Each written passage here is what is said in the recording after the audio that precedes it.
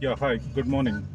So today we are on the day two of our Jaipur Literature Festival visit, and now we are heading towards the venue.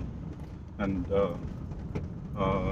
yesterday we had heard the likes of Sashi Tharoor and Mahua Moitra speak, and it was quite exhilarating in its own respect. So today also some interesting people are coming, and we shall appraise you further and take you forward while we are at the venue site. Please take a look at my good friend Srijit. Hi. He's nicely royally dressed in a kurta, and he's carrying himself well. So we'll appraise you further when we have visited to the venue as such. While in Rajpur, dressed like Raja. Well, in Jaipur, dressed like Jaipuris. Which is nothing short of princely kind of dressing only. So both of us are appropriately attached, it seems. All right.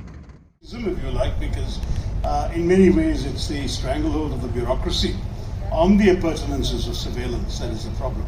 I've seen a figure of a lakh of interceptions a year, rather than we're all in the same ballpark.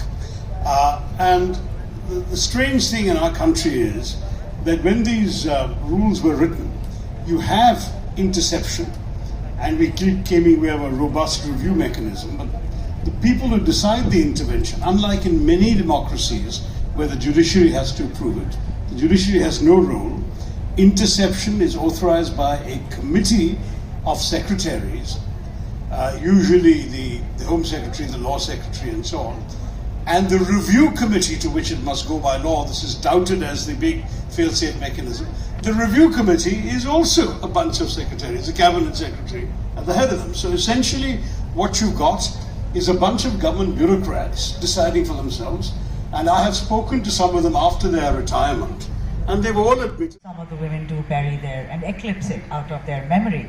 So did the routine of marriage also help Hillary? Because we read in the book that after the whole Monica Lewinsky episode, she's just being so like a wife and talks about Windex. I mean, I think domesticity somewhere, the routine of it. Did she try to do it, or, I mean, it seems a bit contrived, but then I'll ask you, because perhaps that was the truth, and that was how the marriage was, with all the what's and, even good moments. So I've had the privilege of seeing the Clintons behind the scenes for 26 years now, this September. And yes, they had to undergo a very public counting of President Clinton's personal failings. But it, to me, never took away from this idea that she really loved her husband and her husband really loved her, and they decided, it should have been private.